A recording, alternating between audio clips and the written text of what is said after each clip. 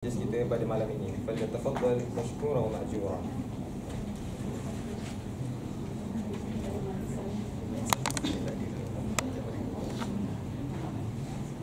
Assalamualaikum warahmatullahi wabarakatuh. Waalaikumsalam warahmatullahi wabarakatuh. Alhamdulillah alladzi arsala rasulahu bil huda wa dinil haqq liyudhhirahu 'ala dini kullihi wa kafaa billahi shahida. Wassalatu wassalamu ala Rasulillah wa ala alihi wa sahbihi wa man wala. Khabar semua? Alhamdulillah. Terima kasih saya ucapkan kepada Qasri. Dan untuk kata-kata pendahuluan, kata aluan kita bukan tuan rumah kan. Jadi kata-kata pendahuluan saya nak mengucapkan jutaan terima kasih kepada seluruh pelajar-pelajar Sinar, khususnya yang senior yang berada dah di bumi Mesir ini kerana melayan kami dengan begitu baik sekali. Saya rasa ini satu layanan seolah-olah seperti menggantikan ibu bapa. Kita pula jadi anak-anak. Anak-anak ni pula jadi mak bapak, jaga makanan kita, jaga tempat tinggal kita, kebajikan kami, Masya Allah, juga keselamatan kita, tukang translate ya. Jadi kita macam anak-anak dah. Subhanallah. Dan inilah dia hasil didikan daripada sekolah Sinar ya. Kenapa saya kata begitu? Kerana saya rasa setahun yang lampau Al-Hafizah saya ada datang kemari kan, dengan misi kemanusiaan. Kita pun ada, kita punya pendamping tapi tidak seperti anak-anak Sinar.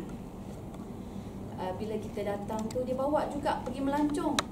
Bawa melancong, tak cakap apa-apa. Dekat piramid tu, kena bakar panas. Kena scam pun scam jugalah. Tapi sewaktu dengan anak-anak Sinar ini, saya bukan nak puji, tapi ini pengalaman. Kita boleh membandingkan orang-orang yang berilmu, berakhlak dengan mungkin orang yang berilmu sahajalah. Yang lepas itu pelajar Al-Azhar juga, tapi bukan pelajar Sinar. Saya tak mahu ada pelajar Sinar buat perangai macam ni. Saya datang, kita orang kena bakar. Dekat piramid tu lagi kena scam pun dia. Kemudian pergi makan. Waktu makan tak tahu lah, mungkin dia sakit hati dengan saya. Ini cerita sikit tak payah sebut nama orang, jadikan sebagai teladan. Jadi saya kata, Ustaz pastikan jangan ada membazir. Saya pastikan sebab kita misi kemanusiaan. Tiba-tiba makan dekat Mesir ni membazir-bazir. Masa tu saya nak pergi ke Yaman. Yaman ini adalah tempat kebuluran. Jadi apa ceritanya? Dia kata okey, orderlah 1/4. Saya kata Ustaz 1/4 ni besar mana? 1/4. Macam tu lah 1/4.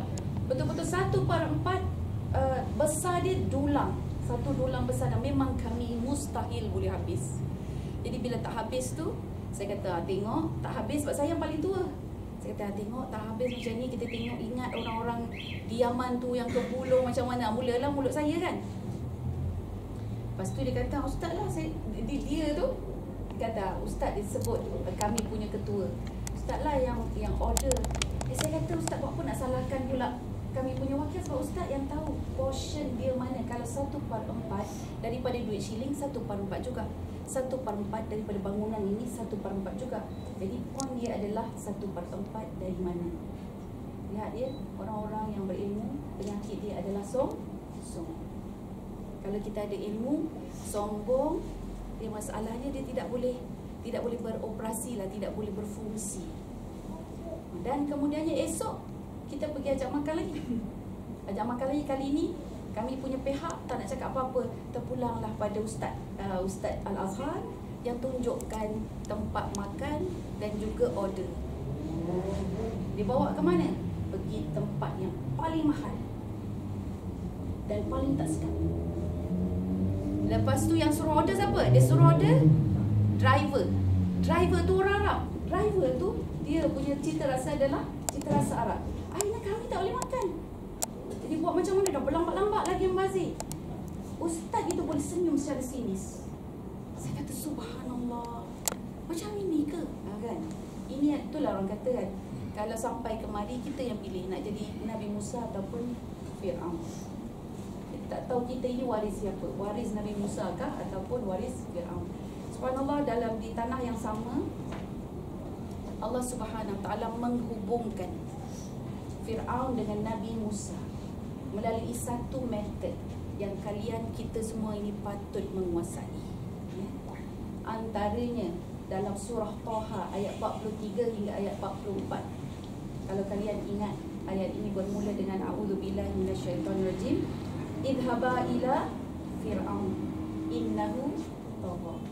Allah suruh dua orang nabi tu, Nabi Musa dan juga Nabi Harun bertemu dengan Fir'aun, dan Allah bagi warning, dia tu taghut. Dia ini melampaui batas sudah. Tapi kemudiannya Allah suruh dia apa? Dua nabi ini sebutkan faqula lahu qawlan layyina. Cakap dengan dia tu walaupun dia tagha, walaupun dia taghut, tapi cakaplah dengan kata-kata yang layyina, qawlan layyina. Untuk apa cakap qawlan layyina? La'allahu yatadhakkaru aw yakhsha. Mudah-mudahan dia ini ingat kepada Allah dan juga dia takut. So rupa-rupanya qawlan layyina, metod yang baik.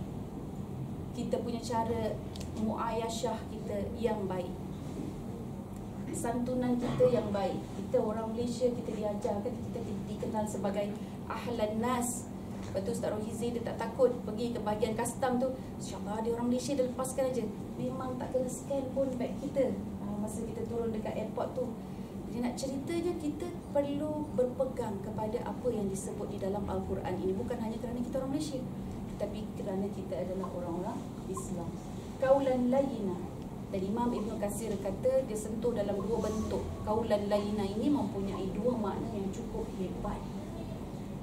Pertama, Imam Ibn Katsir kata qawlan layyina adalah suatu metod perkataan, cara, kaedah yang boleh menyentuh dan meresap hati seseorang.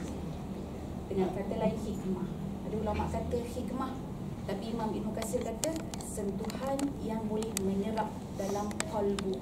Apa yang boleh menyerap dalam qalbu yang lebih baik berbanding akhlak yang baik. Dan hanya akhlak yang baik saja yang boleh masuk menyerap dalam hati. Qawlan layyina. Dan Imam Ibn Katsir kata lagi, qawlan layyina ni, kalaulah Allah kata dengan Fir'aun, dengan Musa Allah itu qawlan layyina, agak-agaknya kalau dengan kita punya ahli, dengan keluarga kita, qawlan layyina yang macam mana agaknya yang lebih lagi indah dan juga hebat. Nah, jadi kalau dengan musuh pun macam itu, maka dengan keluarga kita lagilah kena hebat. Akhlak anak-anak sinar ini mesti berbeza sebab kita mempunyai peranan yang agak berbeza. Kegilaan yang dibawa oleh mudir kalian dan kegilaan ibu-ibu dan bapa-bapa ini adalah kegilaan yang luar biasa. Dia bukan gila yang bodoh, tetapi kegilaan yang berani. Orang berperang ni macam itulah kan, dia berani. Dia ada kegilaan dia yang tersendiri. Maka kita sebenarnya dalam dunia peperangan, dan peperangan kita adalah peperangan mempertahankan akhlak yang diperjuangkan oleh baginda Nabi Muhammad sallallahu alaihi wasallam. Saya sejuk hati saya tengok Atuf, mana Atuf, the chef kita kan, tak habis-habis masak je Atuf. Terima kasih Atuf. Ada yang sedap, ada yang tak sedap. Tapi biasa dia perut mengenyangkan kita, alhamdulillah. Itulah tugas ibu bapa kan, memasak dulu. Dan sekarang kita dimasak oleh anak-anak kita. Muslim, terima kasih banyak kerana Muslim sentiasa menjadi pendamping kami, tukang translate. Dia tak kira penat lelah, rasa macam dah cengkung mata tapi mulut bercakap aja kan. Subhanallah, itu satu kelebihan yang baik. Qasri, saya tersentuh bila mana kita nak kena scam dekat piramid Giza tu. Dia pergi peluk lelaki tu, dia sebut min akhlaqil muslim. Nah, oh tiba-tiba pula dia berdakwah kepada orang yang scam tu. Saya kata subhanallah, berani. Sejuk hati kita dan kita rasa sangat selamat bila bersama dengan anak-anak sinar ini. Satu benda yang saya nak sampaikan sebelum saya mengakhiri pendahuluan ini. Kata-kata seorang guru saya, almarhum Ustaz Dain Sanusi Dain Mario. Waktu tu saya umur macam kalian di sekolah menengah. Dia pun datang sekolah kami. Dia tanya, tahu tak kenapa kita ini diciptakan dari tanah, dan daripada tanah yang dianggap hina kita menjadi khalifah, sedangkan syaitan ataupun jin itu daripada api. Kata-kata dia sampai sekarang saya pegang dan saya sampaikan, mudah-mudahan Allah merahmati beliau. Jadi dia kata ada 4 sifat tanah yang tidak diketahui. Maksudnya ada kualiti yang menjadikan dia capable to be khalifah, to be the viceroy. Number 1, yang pertama, tanah ini dia aptin bila bercampur dengan air, dia adalah sesuatu yang subur. Betul kan? Kalau kita campak benih pada biji benih pada tanah, apa berlaku pada biji benih tu? Dia akan tumbuh. Tapi kalau berbanding dengan api, dengan syaitan, campak pada api, biji benih tu jadi hangus. Jawab faham kan? Jawapan kan? Semua jawab dalam hati ya. Subhanallah. Itu soalan ya. Sila jawab.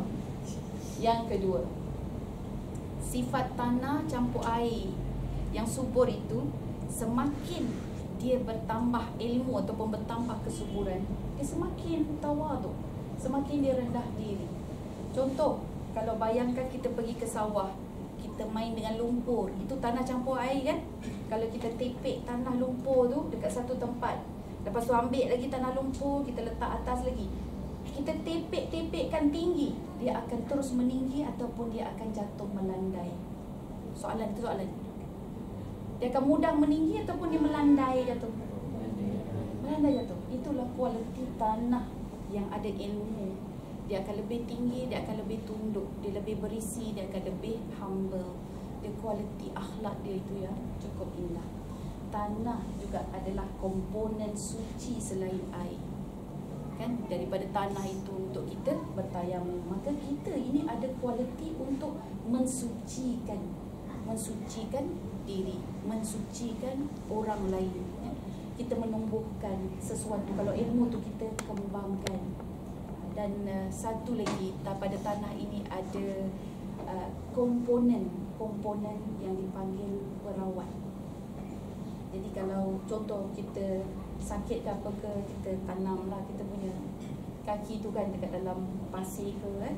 Jadi dia ada komponen ubat ataupun syifa ada rawatan. Maka kita juga sebagai khalifah Allah mempunyai kualiti seperti itu yang boleh merawat.